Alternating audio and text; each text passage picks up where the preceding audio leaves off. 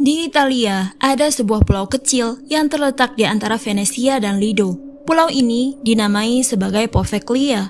Pulau yang luasnya cuma 7,5 hektar ini dulunya adalah rumah bagi penduduk yang sejahtera.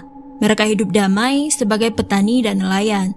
Namun di tahun 1379, ketika Perang Chioggia berkecambuk, penduduk Poveglia dipindahkan secara paksa ke tempat lain agar militer bisa membuat benteng di Poveglia yang posisinya memang sangat strategis. Setelah saat itu, penduduk asli Poveglia nggak pernah diizinin lagi untuk kembali ke sana.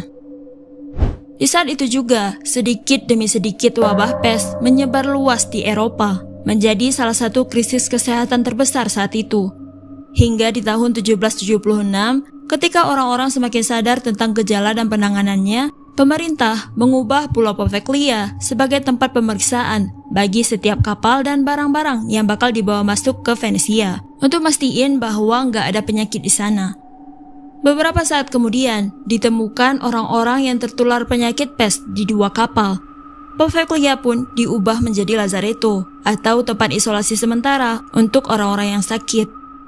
Ternyata, wabah pes jadi semakin ganas. Ada banyak banget orang yang tertular penyakit ini. Pemerintah Venesia jadi panik. Jadinya, setiap orang yang nunjukin gejala, mau sekecil apapun itu, bakal langsung diangkut ke Poveglia. Di sana, mereka semua diisolasi dan diberikan obat-obatan seadanya. Kesembuhan di sana rasanya mustahil banget, karena ada banyak banget orang yang meninggal. Jasad-jasad mereka semuanya dikuburkan di Pulau Poveglia untuk mencegah penyebaran wabah ke jantung kota. Lama-kelamaan, tanah Poveglia yang kecil itu jadi penuh. Gak ada lagi ruang untuk jasad baru. Akhirnya, jasad-jasad itu ditumpuk di sebuah lubang raksasa, terus dibakar. Bahkan diperkirakan ada sekitar 160.000 orang yang tewas di sana. Bayangin loh, di pulau yang sekecil itu. Karena itu, banyak orang percaya kalau 50% dari tanah Poveglia adalah abu manusia. Setelah wabah mereda, pulau ini sempat kosong. Hingga di tahun 1922, pemerintah membangun gedung baru yang dijadikan sebagai tempat untuk perawatan bagi lansia dan orang-orang dengan gangguan jiwa. Masalahnya, di saat itu, pengetahuan tentang kesehatan mental masih sangat terbatas. Akibatnya, pasien-pasien itu malah mengalami prosedur yang gak manusiawi. Ditambah lagi, dengan kurangnya pekerja dan dana, kondisi pasien benar-benar memprihatinkan. Sampai akhirnya, rumah sakit jiwa ini ditutup secara permanen di tahun 1968. Di saat itu juga, pemerintah menutup akses ke Pulau Poveglia secara resmi. Pulau Poveglia pun benar-benar ditinggalkan. Bangunan-bangunan itu masih berdiri di sana, namun dindingnya sudah rusak parah, lantai kayunya membusuk, atapnya pun hampir jebol. Gak pernah dilakukan renovasi apapun di sana. Bangunan-bangunan itu bisa roboh kapan saja.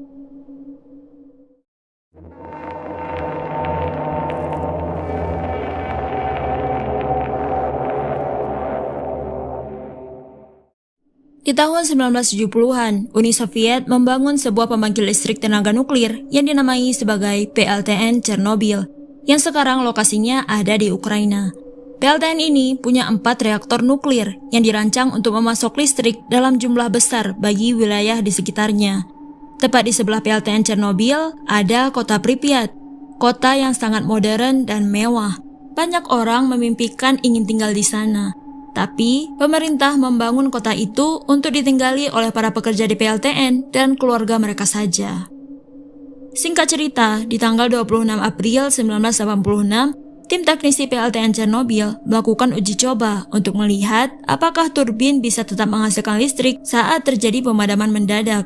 Untuk melakukan hal itu, mereka mematikan sistem keamanan otomatis, yang padahal itu melanggar protokol. Di saat pengujian itu berlangsung, reaktor nomor 4 mengalami kelebihan daya karena operator ngurangin volume air pendingin reaktor. Reaktor yang mereka pakai ini berjenis RBMK-1000 yang sebenarnya memiliki cacat desain pada batang reaktor atau control rods yang ujungnya itu terbuat dari grafit. Nah, saat terjadi lonjakan daya itu, mereka mencoba menurunkan control rods untuk mematikan reaktor. Tapi ujung grafit itu malah memicu lonjakan daya yang sangat amat besar, menyebabkan tekanan uap meledakkan penutup reaktor seberat 2000 ton ke udara. melepaskan material radioaktif dalam jumlah besar ke atmosfer. Di saat itu, pemerintah segera mengevakuasikan penduduk kota Pripyat ke tempat lain. Banyak penduduk mengeluhkan bahwa mereka merasa mual, pusing, dan merasakan rasa logam di mulut mereka, yang kemungkinan besar itu adalah pertanda bahwa mereka sudah terpapar radiasi nuklir. Dalam beberapa minggu pertama setelah ledakan, ada banyak korban yang meninggal akibat terpapar radiasi akut, terutama para pekerja. Sampai saat ini, tanah dan air di zona eksklusi Chernobyl masih terkontaminasi radioaktif. Hewan dan tumbuhan yang ada di sana pun ikut terpapar radiasi. Mengunjungi Chernobyl memang diperbolehkan, namun dengan pengawasan yang ketat dari agen tur resmi dan hanya untuk kunjungan singkat. Dan tentunya kunjungan ini hanya di area-area dengan tingkat radiasi yang rendah. Radiasi nuklir tidak menyebar secara merata, sehingga beberapa titik di Chernobyl punya tingkat radiasi yang cukup tinggi, seperti di ruang bawah tanah, tepatnya di bawah reruntuhan reaktor nomor 4. Di sana terdapat gumpalan lava padat yang dikenal sebagai elephant's foot. Ini adalah campuran bahan-bahan nuklir yang meleleh, beton, pasir, dan material lain. Saat pertama kali ditemukan, berada di dekat benda ini selama 5 menit saja sudah cukup untuk membunuh seseorang. Sampai sekarang pun, benda ini masih radioaktif dan sangat berbahaya. Diperkirakan butuh waktu sekitar 20.000 tahun agar area di sekitar Chernobyl bisa benar-benar aman untuk dihuni kembali.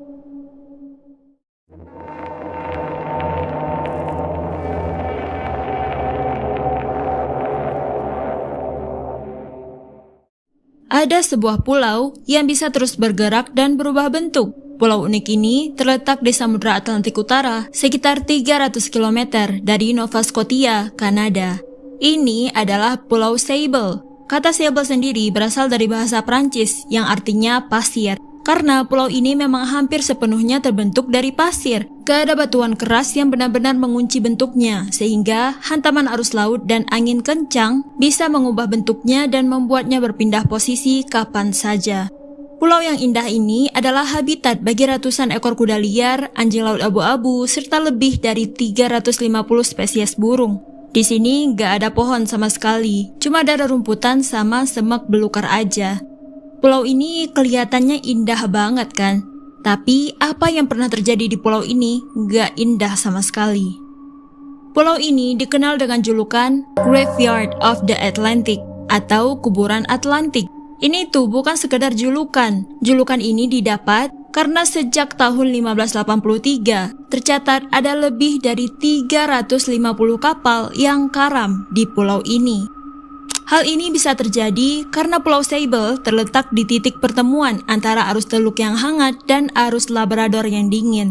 Pertemuan ini menciptakan kabut tebal yang rata-rata terjadi setiap 125 hari dalam setahun. Kabut ini tuh tebal banget, sampai mustahil bagi pelaut zaman dulu untuk mengetahui keberadaan pulau ini dari jauh. Ketika mereka menyadarinya, semua sudah terlambat. Pertemuan dua arus ini juga menyebabkan perubahan cuaca yang ekstrim, juga susah untuk diprediksi. Bukan hal yang aneh kalau badai tiba-tiba terjadi. Pulau Sable juga berada dekat dengan rute pelayaran utama antara Eropa dan Amerika Utara, serta merupakan area penangkapan ikan yang sangat kaya. Karena itu ada banyak banget kapal yang suka mondar-mandir di dekat pulau ini. Seharusnya mereka udah tahu dong tentang keberadaan pulau ini. Seharusnya sih iya. Tapi karena Pulau Sable sendiri adalah tumpukan pasir raksasa, tiap kali ada angin kencang, pasir-pasir itu berterbangan, yang lama-lama bisa merubah posisi dan bentuknya. Jadinya peta lama suka nggak akurat lagi. Dan kebanyakan kapal bakal kandas karena menghantam beting pasirnya yang nggak kelihatan. Dari banyaknya kapal-kapal yang karam atau kandas ini, sebagian bangkainya berhasil ditemukan, sedangkan sebagian yang lain terkubur di dalam pasir itu dan akhirnya muncul lagi ke permukaan bertahun-tahun kemudian. Karena ada banyak sekali kecelakaan, di tahun 1872 pemerintah membangun 2 mercusuar di ujung timur dan ujung barat pulau, sehingga kecelakaan ini pun berkurang secara signifikan. Di tahun 2013, pemerintah menetapkan Pulau Sable sebagai taman nasional untuk melindungi ekosistem yang rapuh agar tidak terganggu oleh aktivitas manusia. Hanya peneliti, penjaga taman nasional, dan pihak berizin khusus saja yang boleh pergi ke sana.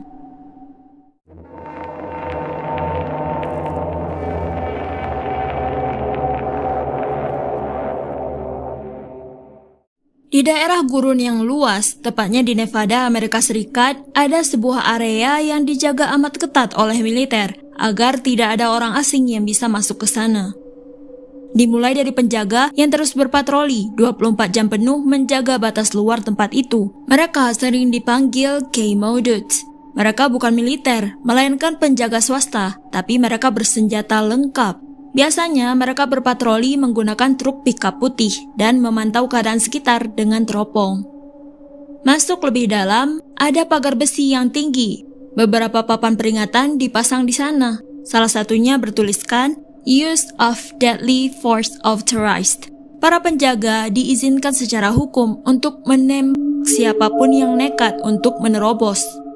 Di area yang lebih dalam ada sensor gerakan, sensor panas, dan kamera pendeteksi gerakan. Jadi, walaupun ada orang yang mencoba merangkak untuk masuk diam-diam di tengah malam, mereka juga bakal tahu. Tempat apa sih ini sebenarnya? Terus, untuk apa keamanan seketat itu?